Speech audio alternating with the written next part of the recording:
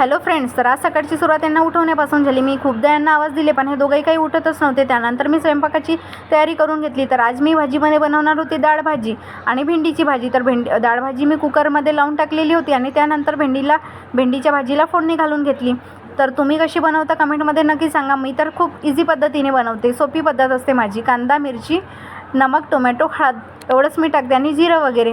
त्यानंतर मी कामं करून घेतली आणि संस्कारचे पेपर चेक करायचे होते. तर मी संस्कारची शीट वगैरे चेक करून घेतली, कारण मला त्याला ट्युशनलाही सोडायचं होतं आणि काल ज्या कामासाठी गेली होती ते कपडे पण मला फिटिंग करायला द्यायचे होते. त्यानंतर तो ट्युशनवरून घरी आला तर त्याच्या कंप्लेंट्स होत्या. मॅडम सांगत होत्या म्हणते की हा डिस्टर्ब करतो मुलांना.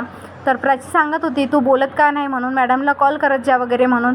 तर त्यानंतर हा म्हणत होता की मी असं काही केलंच नाही. मग खाली गेलो तर आई स्वयंपाक करत होती. आम्हाला खूप भूक लागली होती.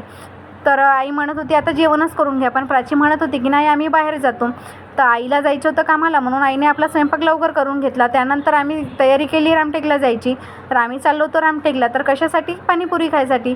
तर तुम्हालाही आवडते का पाणीपुरी? कमेंटमध्ये नक्की सांगा. मला तर फार आवडते आणि माझ्या मुलालासुद्धा फार आवडते. तर आज आम्हाला खूप क्रेविंग्स होत होते. तर प्राची म्हणाली चल.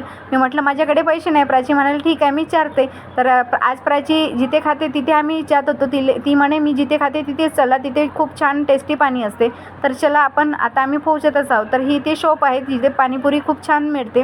तर संस्कार बघा कसा खात आहे आणि आधीच खाल्लेली होती माझ्या वहिनीकडे. त्यानंतर मी माझ्या वहिनीकडे वगैरे आले आणि गप्पा केल्या. तर चला भेटूया नेक्स्ट व्हिडिओमध्ये.